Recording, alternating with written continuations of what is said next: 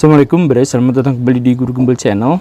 Indonesia adalah negara yang dikenal sebagai negara yang multikultural dan multietnis yang secara ironi justru malah gagal untuk memberikan penjelasan yang jelas tentang definisi bangsa dan definisi suku.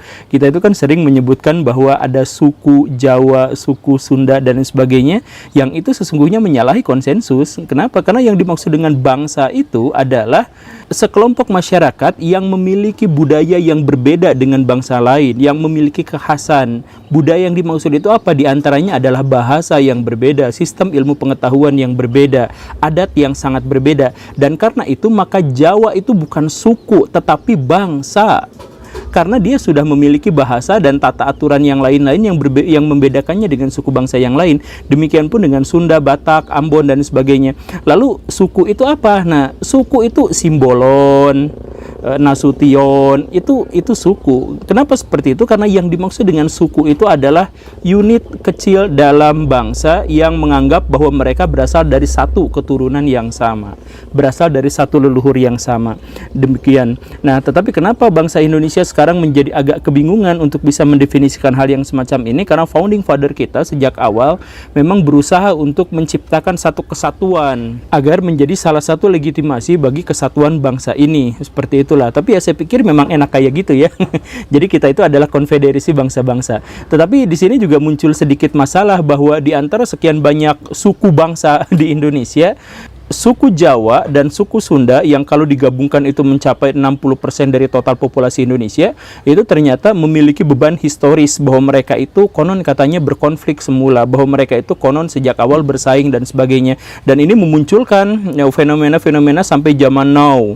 Misalkan nama Jalan Hayam Wuruk itu di Bandung baru ada tahun 2018. Karena orang Sunda sejak dulu memang menolak semua hal yang terkait dengan unsur-unsur kemajapahitан karena dendam masa lalu, begitu kan? Atau ada juga cerita tentang bahwa orang Sunda itu secara kultur tidak boleh menikah dengan orang Jawa dan lain sebagainya.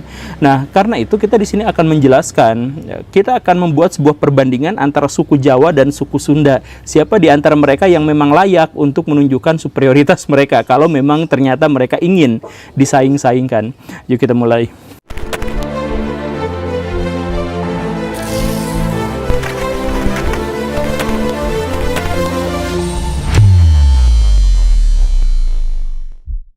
Orang Sunda dan orang Jawa itu sama-sama berasal dari rumpun Austronesia, atau tulisan yang lebih jadul misalkan menyebutnya sebagai Deutero Melayu, orang-orang Melayu baru. Maksudnya adalah ada migrasi besar-besaran ribuan tahun sebelum Masehi dulu dari sekitaran Indochina. Di situ ada wilayah Vietnam, ada Kamboja yang diklaim sebagai nenek moyang bagi orang Jawa dan Sunda.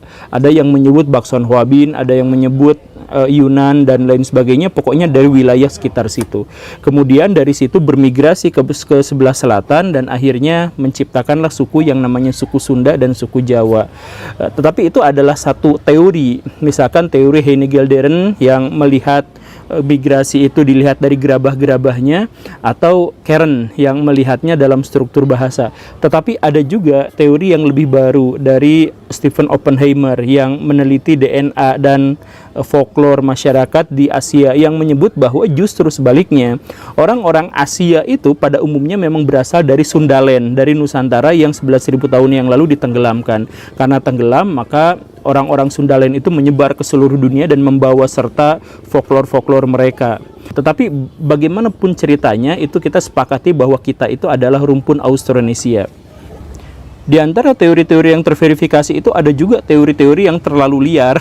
Misalkan orang Jawa itu ternyata berasal dari Yahudi, gitu kan?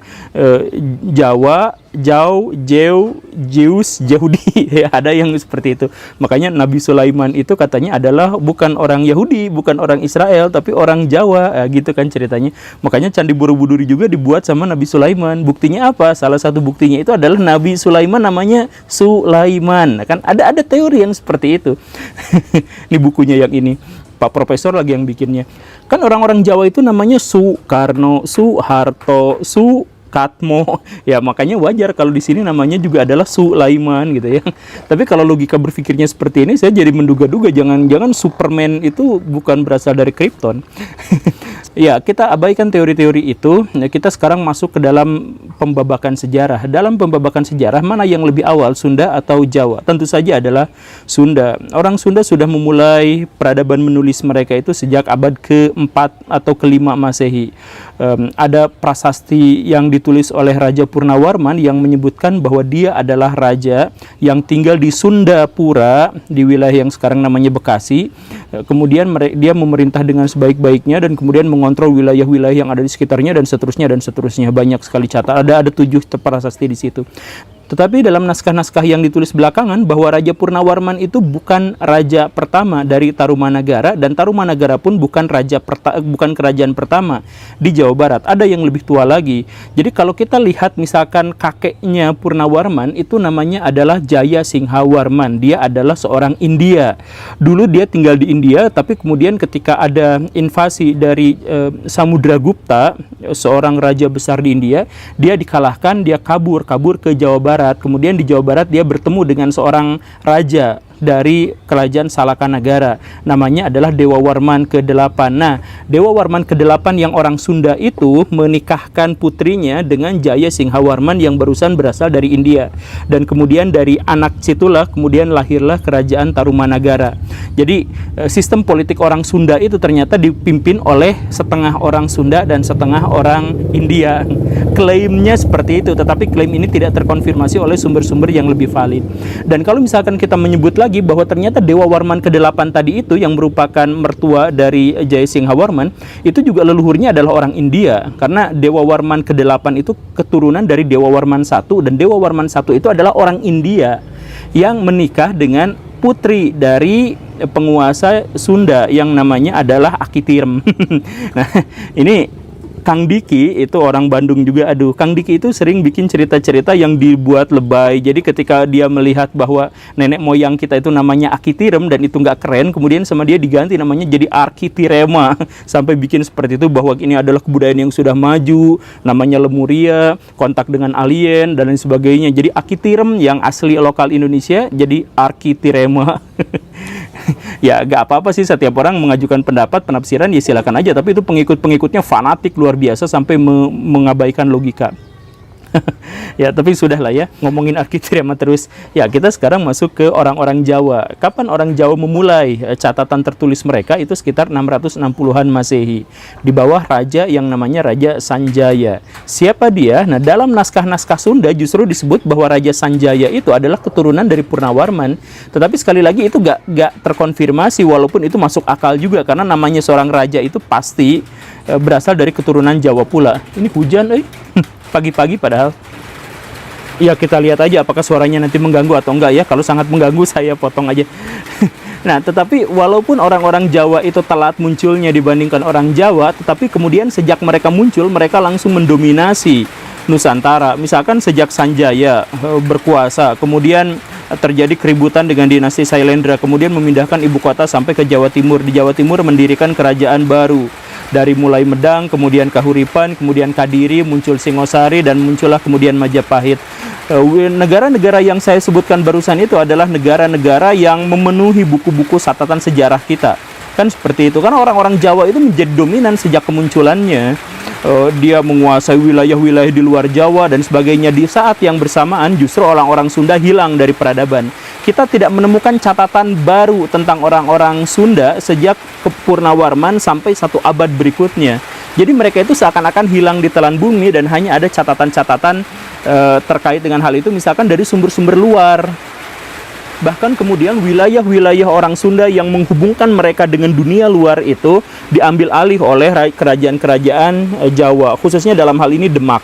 Bayangkan Baraya, kerajaan Demak itu ada di Jawa Tengah, tetapi kemudian dia mengambil Cirebon, kemudian mengambil Sunda Kalapa, dan mengambil Banten, wilayah-wilayah yang semula dikuasai dan diklaim oleh orang-orang Sunda, sehingga praktis sejak saat itu orang-orang Sunda tidak memiliki akses keluar dan hanya ngulibek di wilayah Priangan. Jadi kalau Baraya lihat, ini wilayah Sunda itu seperti ini. Nah, sedangkan wilayah Priangan itu wilayah yang pegunungan-pegunungan seperti ini. Jadi orang-orang Sunda itu adalah orang-orang gunung. Nah, inilah yang kemudian menjadi penyebab sekaligus menjadi akibat bagi karakter orang Sunda dan orang Jawa yang seperti kita kenal sekarang. Orang Sunda itu tinggal di pegunungan, dan pegunungan ini bukan sembarangan pegunungan, ini adalah pegunungan paling subur di Nusantara. Jadi kalau kita lihat Nusantara itu adalah wilayah yang sangat subur. Tetapi di antara semua pulau-pulau yang sangat subur di Nusantara itu, yang paling subur itu adalah tanah Jawa. Dan kalau kita lihat juga tanah Jawa, maka di antara semua wilayah tanah Jawa yang paling subur itu adalah tanah Priangan. Nah, kenapa seperti itu? Karena konsentrasi gunung apinya paling banyak. Jadi di sana itu tanahnya hampir sepenuhnya adalah tanah vulkanis yang sangat subur dan kaya akan mineral. Nah, karena kondisinya bergunung-gunung juga, maka gunung-gunung itu kan menangkap air hujan. Udah mah Indonesia itu daerah tropis yang kaya akan hujan, penangkapannya di wilayah yang bergunung-gunung itu pula. Maka selain subur, tanah Sunda juga adalah tanah yang akan kaya akan air. Baraya tidak akan bisa menjauh dari sungai atau aliran air di Priangan lebih dari 1 kilometer. Baraya ada dimanapun, sungai itu atau aliran air itu pasti kurang dari 1 kilometer sudah ada banyak di sana. Banyak sekali. Nah, saking suburnya itu, maka orang-orang Sunda itu selalu menyebut segala tempat itu dengan sebutan Ci. Si Cici, si Cici.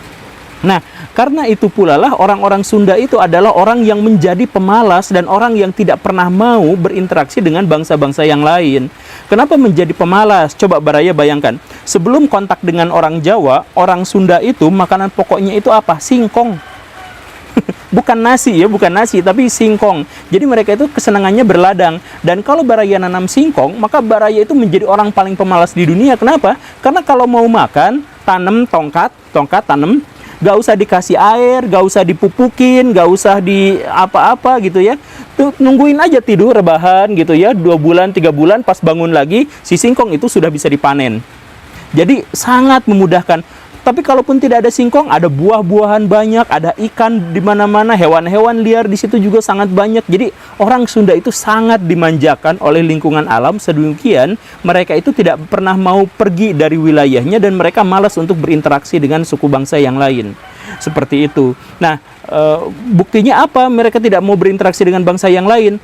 Ketika mereka berinteraksi dengan bangsa yang lain, mereka kaget dan akhirnya menjadi inferior. Ketika ketemu sama bangsa lain, kemudian mengikuti bahasa mereka gitu.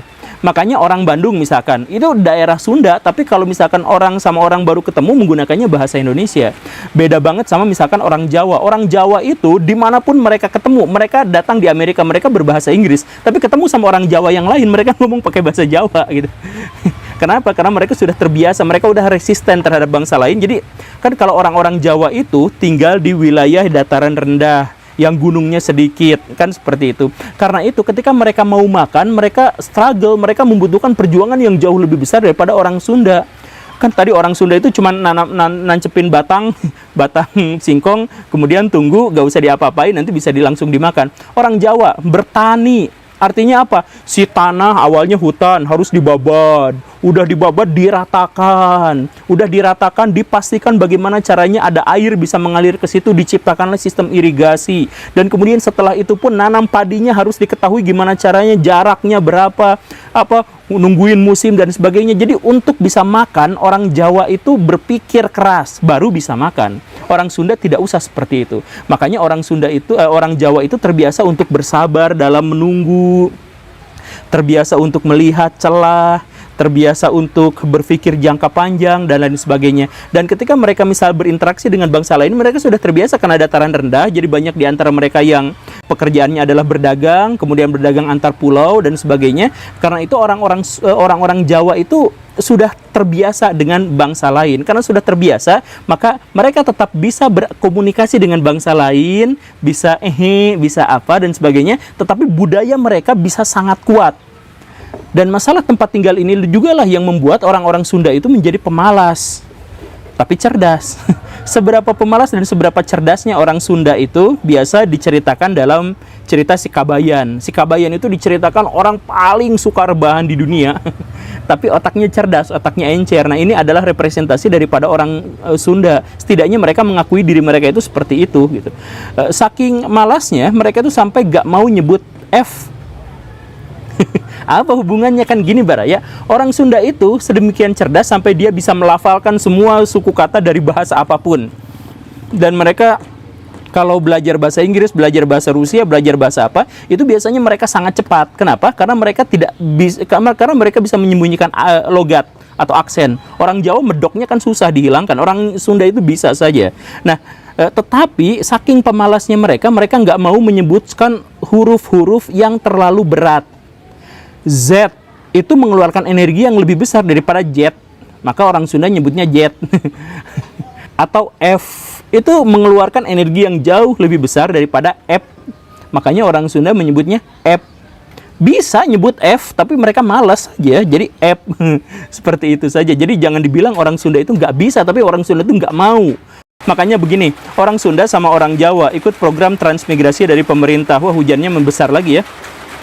Ikut program dari pemerintah. Kemudian, orang Jawa ditempatkan di Kalimantan. 5 tahun kemudian, bukan hanya berhasil, mereka jadi kepala desanya di sana. Orang-orang Jawa tuh kuat, ulet gitu. Jadi di sana ya jadi orang ininya. Sedangkan orang Sunda, jangankan 5 tahun, 5 bulan mereka pulang lagi nangis-nangis karena nggak kuat lah tinggal di sana, mau mendingan di kampung saya sendiri. Makanya di tempat-tempat transmigran, orang-orang Sunda tapi banyak orang Jawa. Karena kan seperti itu. Dan itu pula lah yang menyebabkan orang-orang Jawa pada akhirnya banyak yang menjabat, pejabat-pejabat tinggi, tapi orang Sunda jarang. Hampir tidak ada malah pejabat di Indonesia yang adalah orang Sunda. Tapi orang Sunda punya keunggulan dalam seni. Karena yang cerdas tapi pemalas itu kan yang seni gitu. Band-band terkemuka di Indonesia itu banyak sekali dari orang-orang Sunda. Bahkan Ahmad Dhani yang dianggap sebagai orang yang paling dihormati dalam musik di Indonesia, itu kan walaupun medok, dia tuh kan orang Sunda. Seperti itu. Jadi ya, ini mah bukan menentukan mana yang lebih baik, mana yang lebih buruk, tetapi ini terkait dengan bagaimana adaptasi sebuah masyarakat terhadap lingkungan.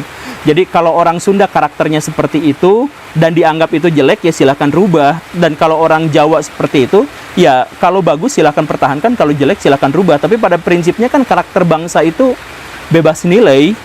Maksudnya orang Jawa ketika menjadi pejabat dengan karakter-karakter yang seperti itu mendorong mereka juga untuk menjadi koruptor kan. Dan orang Sunda yang kaya akan seniman, ujian dan sebagainya itu ujung-ujungnya kan juga menjadi masyarakat yang hedon gitu.